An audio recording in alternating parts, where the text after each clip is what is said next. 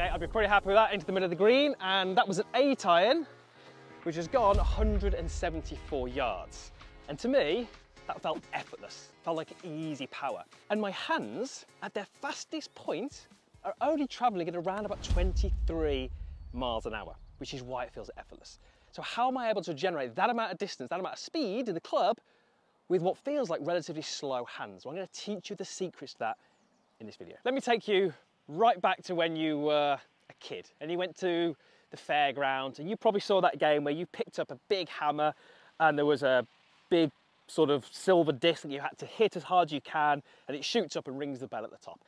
What would you actually do in order to hit that as hard as you can? Well, let's use the golf club instead of a hammer and the bag instead of that silver disc. Well, what you would probably do is you would move the grip in a certain way.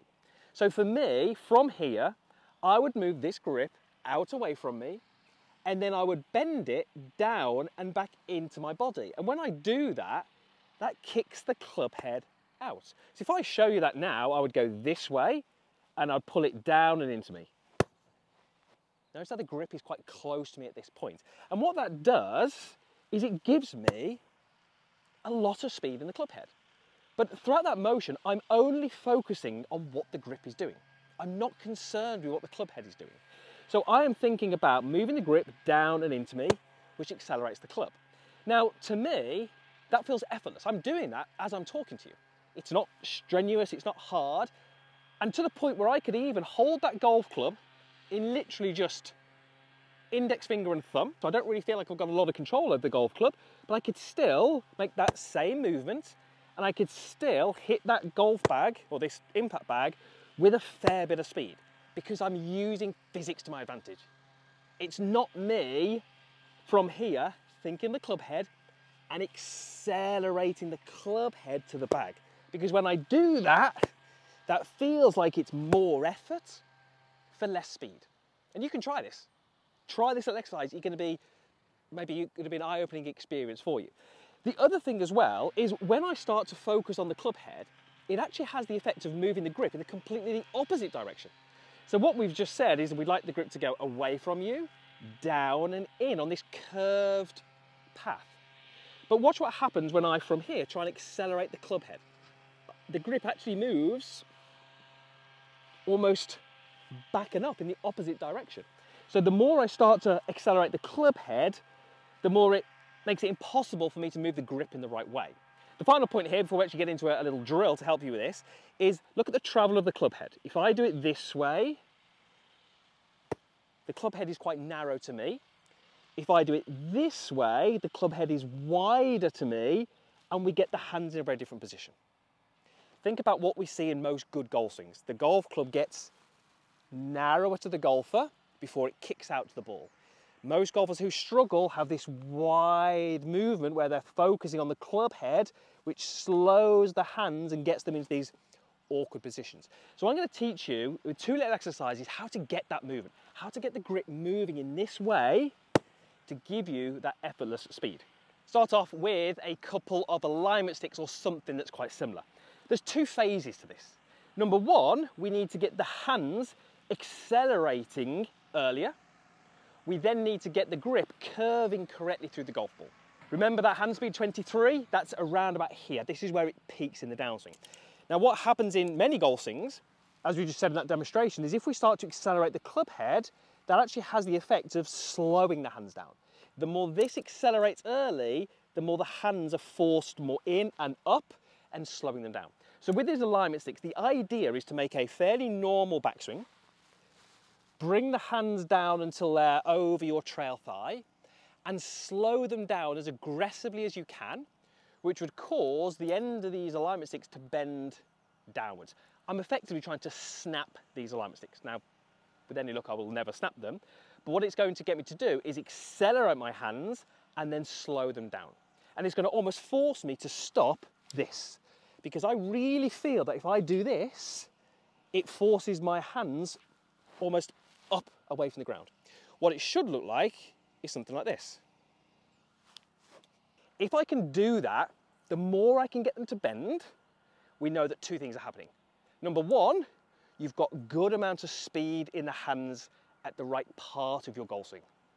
And number two is you're slowing them down.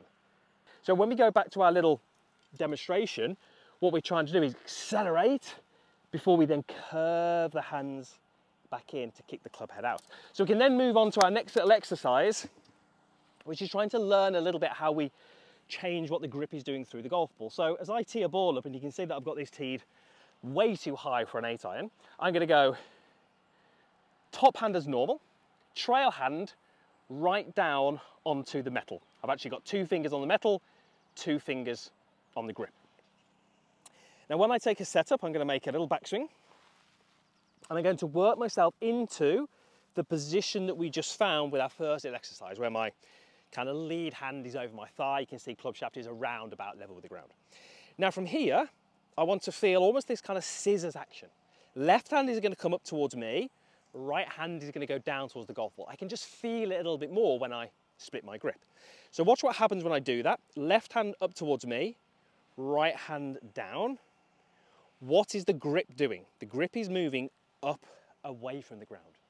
So what we're actually doing, if I do this in slow motion, is the grip is working down, down, down, down, down, and then it's got this big curve in its path.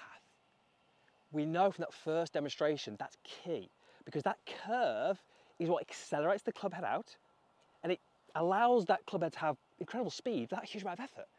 It feels effortless when you do it this way because you're controlling the grip as opposed to focusing on the club head. And so many of you who feel like you use a lot of effort for not a lot of distance, and you feel like the golf swing is strenuous, and you feel like you're wide on the way down your scoopy, it's because you're focusing on the club head, not the grip. Now, as I do that, you'll notice that my lead arm starts to bend a little bit. Partly because my grip is split, and partly because the grip is coming back up to me. So watch what happens when I do the same movement, but as I do this, I just continue to pivot. When I pivot, my lead shoulder starts to move further from the ball, so we start to get the same movement happening in the grip, but we start to have more structure in the lead arm. Because my lead shoulder is moving up away from the golf ball, it allowed me to move the grip in the correct way without bending the lead arm. So what you can then do is you can start to try and clip a ball off the tee doing this.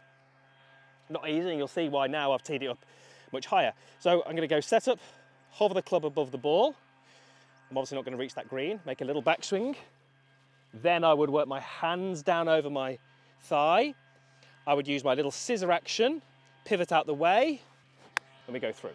So you can see how I'm pivoting out the way, my lead arm stays straight, and the grip is working upward, it's curved.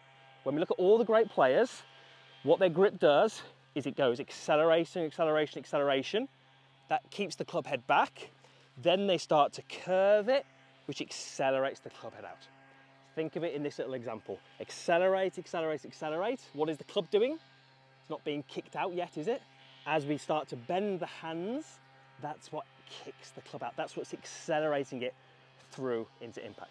So what I can then do is progress that to a little shot. Now this isn't going to go anywhere near at full speed.